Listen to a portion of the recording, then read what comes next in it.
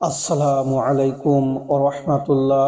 বন্ধুরা, ক্ষমা প্রার্থনা নিয়ে আজ আমি আপনাদের সামনে কিছু কথা বলবো। ক্ষমা প্রার্থনা। রাসূল সাল্লাল্লাহু আলাইহি ওয়াসাল্লামের বাণী দ্বারা বোঝা যায় যে সবচেয়ে ভালো মানুষ ওই ব্যক্তি যে অপরাধ করার পর আল্লাহর নিকটে ক্ষমা চায়। ক্ষমা প্রার্থনা করা সবচেয়ে বড় ইবাদত। এতে আল্লাহ যত খুশি হন, অন্য কোনো ইবাদতে তিনি তত বেশি খুশি হন না। এজন্য নবী করিম সাল্লাল্লাহু আলাইহি ওয়াসাল্লাম দিনে প্রায় ৭০ বারেরও বেশি ক্ষমা প্রার্থনা করতেন। এ মর্মে আল্লাহ তাআলা বলেন, ইয়া আইয়ুহাল্লাযীনা আমানু তুবু ইলাল্লাহ তাওবাতান নাসুহা আসা রাব্বুকুম আইয়ুকাফিরা আনকুম সাইয়্যাতিকুম ওয়া ইউদখিলাকুম জান্নাতিন তাজরি মিন তাহতিহাল আনহার ইয়াওমা লা ইউখজিল্লাহুল নাবিয়্যা ওয়াল্লাযীনা আমানু মাআহু নূরুহুম ইয়াসআ বাইনা আইদিহিম ওয়া বিআইমানিহিম ইয়াকুলুনা রব্বানা আতমিম লানা নূরানা ওয়াগফির লানা ইন্নাকা আলা কুল্লি শাইইন কাদির। হে মুমিনগণ, তোমরা আল্লাহর নিকট তওবা করো, বিশুদ্ধ তওবা। সম্ভবত তোমাদের প্রতিপালক তোমাদের মন্দ কর্মগুলোকে মোচন করে দিবেন এবং তোমাদেরকে দাখিল করাবেন জান্নাতে, যার নিচ দিয়ে নদী প্রবাহিত। সেই দিন আল্লাহ নবী এবং তার মুমিন বান্দাদেরকে অপদস্থ করবেন না। তাদের জ্যোতি তাদের সম্মুখে ডানে পার্শ্বে ধাবিত হবে।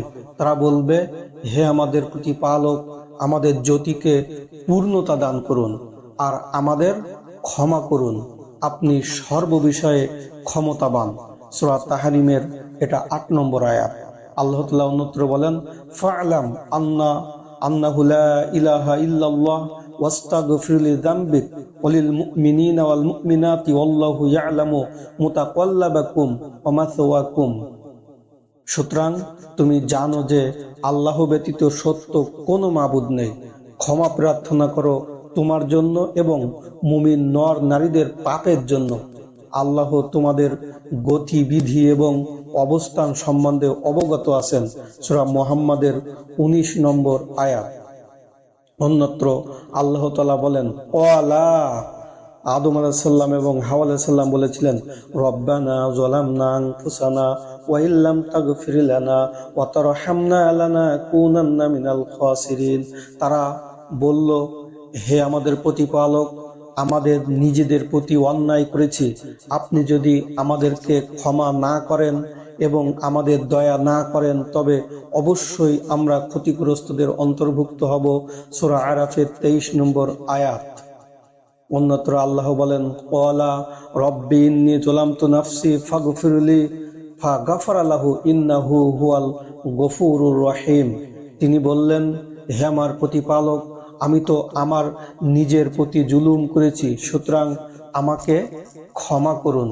অতঃপর তিনি তাকে ক্ষমা করলেন, তিনি ক্ষমাশীল দয়ালু। সূরা কাসাসের ১৬ নম্বর আয়াতে আল্লাহ তাআলা এ কথাগুলো বলছেন। আল্লাহ তাআলা অন্যত্র বলছেন, ওয়াকুর রব্বিগফির ওয়ারহাম ওয়া আনতা খায়রুর রাহিমিন।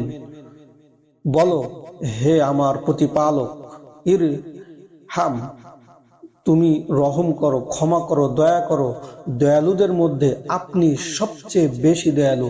সূরা মুমিনুনের ১১৮ নম্বর আয়াত। এই ক্ষমা চাওয়ার ব্যাপারে বিভিন্ন হাদিসে বিভিন্ন রকম কথা এসেছে। সবচেয়ে পাওয়ারফুল একটা পদ্ধতি হচ্ছে ক্ষমা। আন আনাস রাদিয়াল্লাহু আনহু ক্বালা ক্বালা রাসূলুল্লাহ সাল্লাল্লাহু আলাইহি ওয়াসাল্লাম কুল্লু বানি আদম খাত্তাউন ওয়া খায়রু খাত্তাইনাত তাওয়াবুন। আনাস রাদিয়াল্লাহু আনহু বলেন, রাসূল সাল্লাল্লাহু আলাইহি ওয়াসাল্লাম বলেছেন, প্রত্যেক আদম সন্তানই অপরাধী। উত্তম অপরাধী তারাই যারা তওবা করে, ক্ষমা চায়।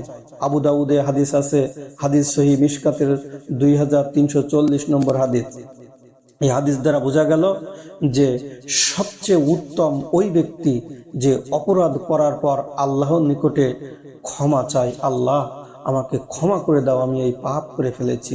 আন আবি হুরায়রাতা ক্বালা ক্বালা রাসূলুল্লাহি সাল্লাল্লাহু আলাইহি ওয়াসাল্লাম ওয়াল্লাহি ইন্নী লা আস্তাগফিরুল্লাহ ওয়া আতুবু ইলাইহি ফিল ইয়াউমি আকসারা মিন ৭০ মাররাতান। আবু হুরায়রা রাদিয়াল্লাহু আনহু বলেন, রাসূল সাল্লাল্লাহু আলাইহি ওয়াসাল্লাম বলেছেন, আল্লাহর কসম, নিশ্চয়ই আমি দিনে ৭০ বারেরও বেশি আল্লাহর নিকট ক্ষমা চাই এবং তার নিকট তওবা করি। সহিহ বুখারীর হাদিস, মিশকাতের 2323 নম্বর এই হাদিসে বর্ণিত হয়েছে। আনিল আগরিল মাজানি রাদিয়াল্লাহু আনহু ক্বালা ক্বালা রাসূলুল্লাহ সাল্লাল্লাহু আলাইহি ওয়াসাল্লাম তুবু ইলাল্লাহি ফাইন্নী আতুবু ইলাইহি ফিল ইয়াউমি মিয়াতা মাররাতিন। এই হাদিসে আগার মুজানি রাদিয়াল্লাহু আনহু বলেন, রাসূল সাল্লাল্লাহু আলাইহি ওয়াসাল্লাম বলেছেন, হে আদম সন্তান, হে মানব মণ্ডলী, আল্লাহর নিকট তওবা করো, আমি দৈনিক ১০০ বারেরও বেশি তওবা করি। মুসলিমে হাদিসটি এসেছে, মিশকাতের 2325 নম্বর হাদিস। রাসূল সাল্লাল্লাহু আলাইহি ওয়াসাল্লাম এমন একজন নবী যার আগের গুনাহ পরের গুনাহ ক্ষমা করা হয়েছে, তা সত্ত্বেও তিনি প্রতিদিন ৭০ বারেরও বেশি বার ক্ষমা প্রার্থনা করেন, আল্লাহর কাছে ক্ষমা চান। তাহলে আমাদের কতবার ক্ষমা চাওয়া প্রয়োজন আমরা মনে করি?